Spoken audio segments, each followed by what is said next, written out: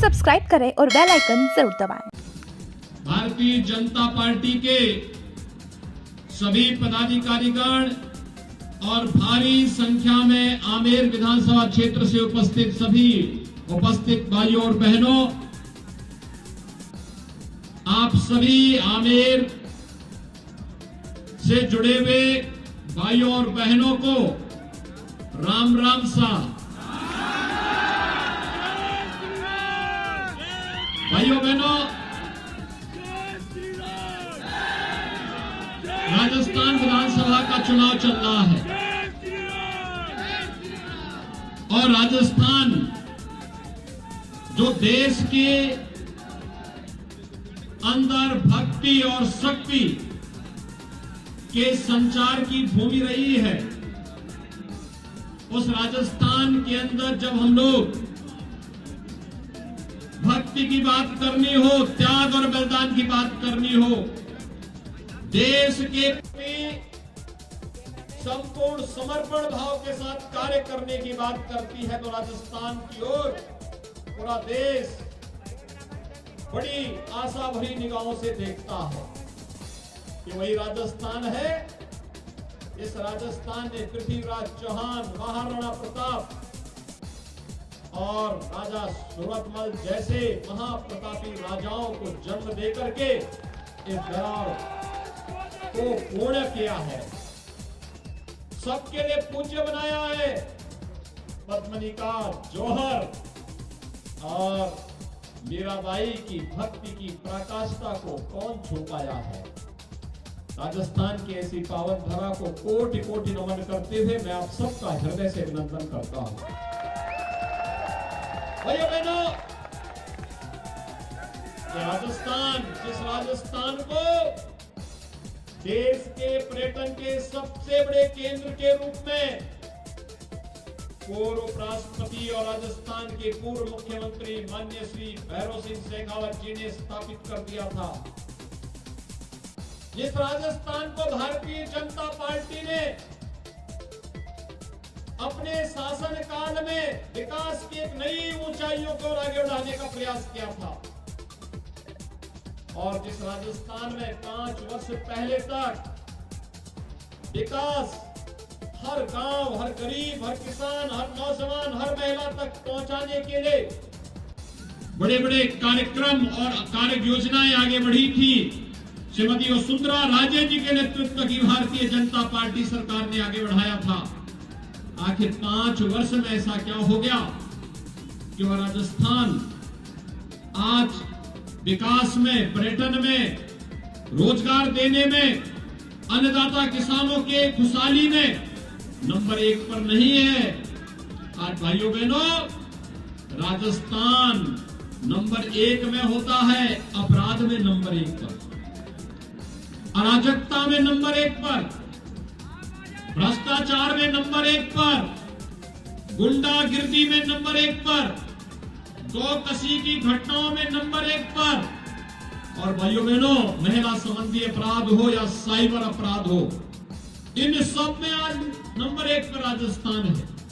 और इसीलिए मुझे आने की आवश्यकता पड़ी है भाइयों बहनों, आपसे अपील करने के लिए। इसीलिए मैं आया हूं। एक और प्रधानमंत्री मोदी जी के नेतृत्व में, प्रधानमंत्री मोदी जी के नेतृत्व में भारत दुनिया की एक बड़ी ताकत बन रहा है। वैश्विक मंच पर भारत की प्रतिष्ठा बढ़ रही है, भारत का सम्मान बढ़ रहा है। जब मोदी जी दुनिया के अंदर किसी देश में जाते हैं और उन्हें सम्मान दिया जाता है, तो ये सम्मान मोदी जी के साथ साथ 142 करोड़ भारतीयों का सम्मान होता है। सुरक्षित होती हुई सीमा, आज कोई दुश्मन भारत की तरफ टेढ़ी निगाहों से नहीं देख सकता। कोई दुश्मन आज भारत की सीमाओं में घुसपैठ करके निर्दोष नागरिकों पर हमला करने का दुस्साहस नहीं कर सकता है। उसे मालूम है, अगर उसने दुस्साहस किया तो भारत के बहादुर जवान उसकी माद में घुस करके उसका काम तमाम भी कर सकते हैं।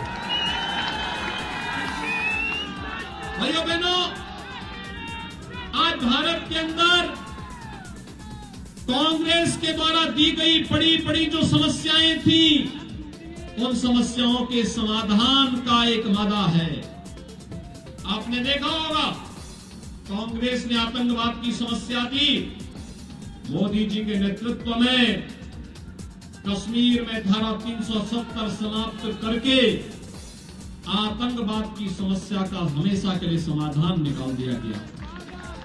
भाइयों बहनों, कांग्रेस के शासन ने नक्सलवाद दिया, मोदी जी के नेतृत्व में नक्सलवाद की समस्या का समाधान हो रहा है।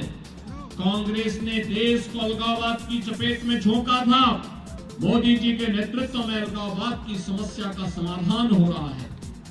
कांग्रेस ने विकास को अवरुद्ध किया था, मोदी जी ने देश के अंदर हाईवे, रेलवे, एयरपोर्ट और साथ साथ देश के अंदर AIIMS, IIT, one district one medical college, हर घर नल की योजना को देकर के विकास हर गांव, हर गरीब तक पहुंचाने का काम किया है। भाइयों बहनों, कोई सोचता था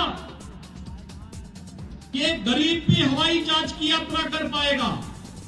मोदी जी ने कहा कि हाँ, हवाई चप्पल पहनने वाला भी अब हवाई जहाज की यात्रा करेगा। ये पहली बार हुआ है, ये पहली बार हुआ है। हमारे गांव में भी अच्छी सड़कें बन पाएंगी, ये भी पहली बार देखने को मिल रहा है। और भाइयों बहनों, गरीबों को मिलने वाली योजना का लाभ याद करिए। कांग्रेस के नेता क्या कहते थे? कहते थे कि देश के संसाधनों पर पहला अधिकार मुसलमानों का है। ये बोलते थे ना, ये बोलते थे ना। और मोदी जी ने क्या कहा? उन्होंने कहा नहीं, देश के संसाधनों पर पहला अधिकार गांव का है, गरीब का है, किसान का है, नौजवान का है, दलित का है, वंचित का है, समाज के प्रत्येक तबके का है। मोदी जी ने नारा दिया, सबका साथ, सबका विकास। भाइयों बहनों, इस सबका साथ और सबके विकास का नारा ही राम राज्य की आधारशिला है। कांग्रेस कहती थी कि राम हुए ही नहीं, कृष्ण हुए ही नहीं। आखिर कांग्रेस यही कहती थी ना। और भाइयों बहनों, हमने कहा था रामलला हम आएंगे, और मंदिर बनाने के पहले हमने ये भी कहा कि रामलला हम आएंगे, लेकिन पहले ढांचा हटाएंगे। गुलामी का ढांचा हटा ना, आज मंदिर बन रहा है ना, कोई संदेह है क्या? तो भाइयों बहनों, अब फर्क आपको महसूस हो गया होगा। कांग्रेस देश की समस्या का नाम और भारतीय जनता पार्टी समस्या के समाधान का नाम, दोनों अंतर फर्क महसूस हो गया ना। और भाइयों बहनों, इसीलिए हम लोग आए हैं।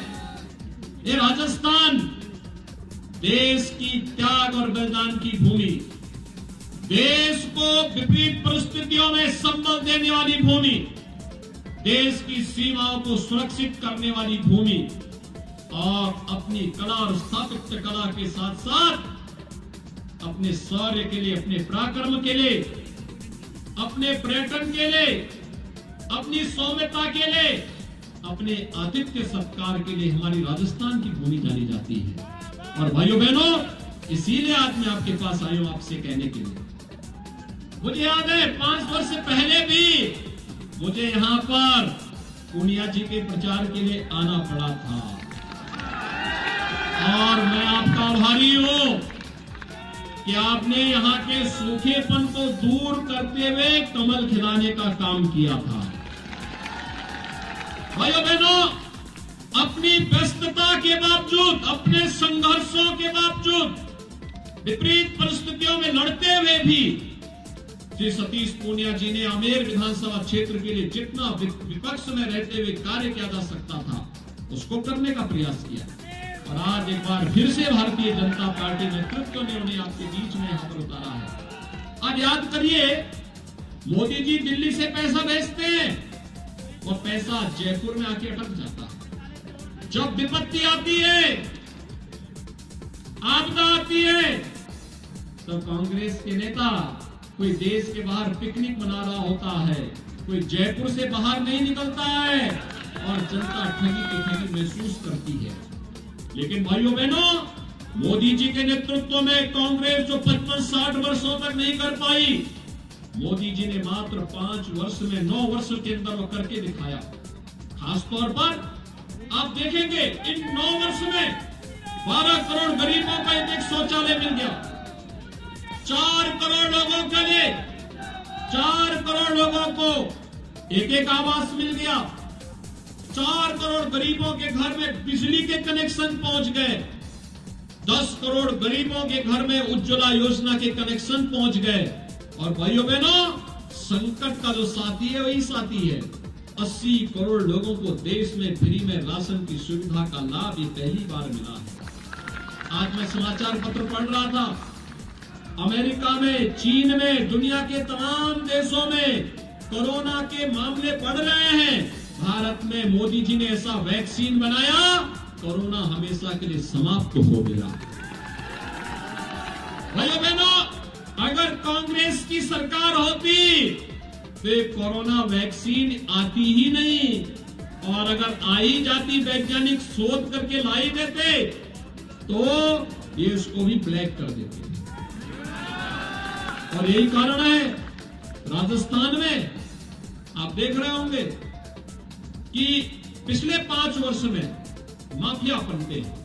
कहीं खनन माफिया, कहीं भू माफिया, कहीं जंगल माफिया, कहीं पशु माफिया, कहीं पर सत्ता के संरक्षण में अपराध करने वाली माफिया। और भाइयों बहनों, इसीलिए यहां नौजवानों के जीवन के साथ खिलवाड़ होता है, पेपर लीक होता है, नकल माफिया भी आप पनपे हैं, नौजवानों के भरोसे के साथ खिलवाड़ कर रहे हैं।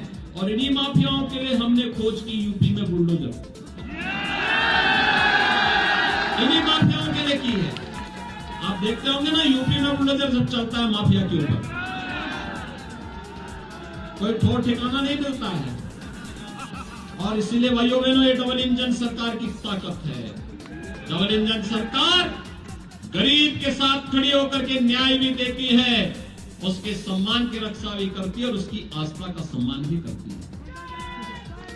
याद करिए, उत्तर प्रदेश में भारतीय जनता पार्टी सरकार आने के पहले हर दूसरे तीसरे दिन एक दंगा होता था।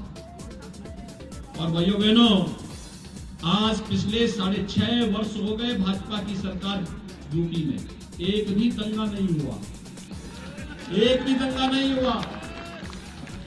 और आयोजनों में आपने देखा होगा, कावड़ यात्रा जब यूपी में निकलती है तो एक कावड़ यात्रा में 4-4 करोड़ लोग जाते हैं, कहीं कोई तिनका नहीं हिलता है, तिनका नहीं होता है।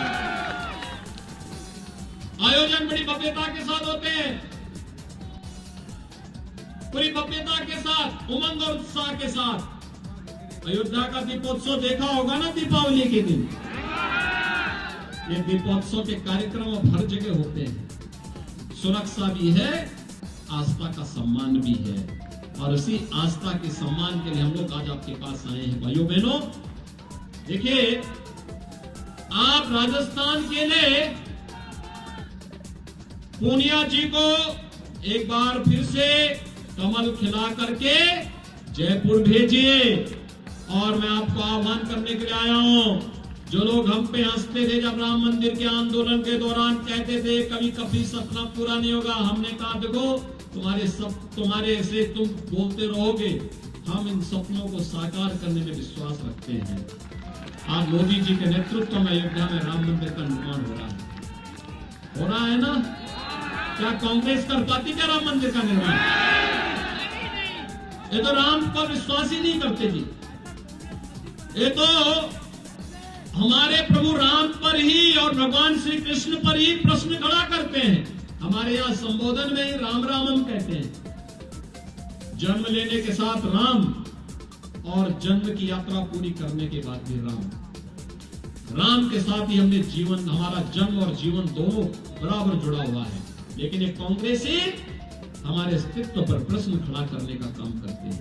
और इसलिए भाइयों बहनों, जो सनातन धर्मावलंबियों के अस्तित्व पर प्रश्न खड़ा करते हो, उनके स्वयं के अस्तित्व पर प्रश्न खड़ा कर दीजिए।